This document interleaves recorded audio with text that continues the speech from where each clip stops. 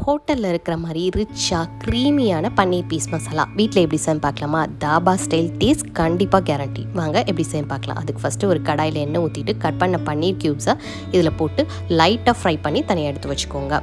ரொம்ப ஃப்ரை பண்ணிங்கன்னா ஹார்ட் ஆயிரும். அப்புறமா அதே எண்ணெயில் ஒரு பெரிய வெங்காயத்தை நல்லா ஸ்லைஸாக கட் பண்ணி சேர்த்து நல்லா வதக்கி விட்டுருங்க. இதோட கொஞ்சம் முந்திரி பருப்பு, பச்சை மிளகாய் சேர்த்து நல்லா வதக்கிக்கோங்க.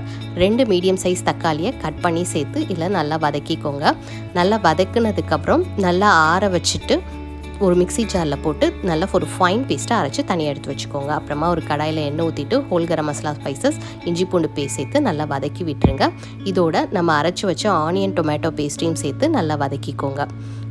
நல்லா வதக்கி விட்டுட்டு இதோட கொஞ்சம் மஞ்சத்தூள், மிளகாத்தூள், காஷ்மீரி மிளகாத்தூள், கரம் மசாலா சேர்த்து நல்லா கலந்து விட்டுருங்க. நல்லா கலந்ததுக்கப்புறம் மூடி போட்டு மூடி ஒரு 5 மினிட்ஸ்க்கு அடுப்பை லோ ஃப்ளேம்லேயே வச்சு வேக வச்சுருங்க. நல்லா எண்ணெயெல்லாம் பிரிஞ்சு வந்ததுக்கப்புறம் நல்லா கலந்து விட்டுட்டு இதோட நம்ம ஃப்ரை பண்ண பன்னீர் க்யூப்ஸ், வேக வச்ச பட்டாணியும் சேர்த்துட்டு நல்லா கொஞ்சமாக தண்ணி ஊற்றி தேவையான அளவு உப்பு போட்டு நல்லா கலந்து விட்டு ஒரு கொதி வந்ததுக்கப்புறம் இதோட 2 டேபிள் ஸ்பூன் அளவுக்கு தயிர் சேர்த்துருங்க.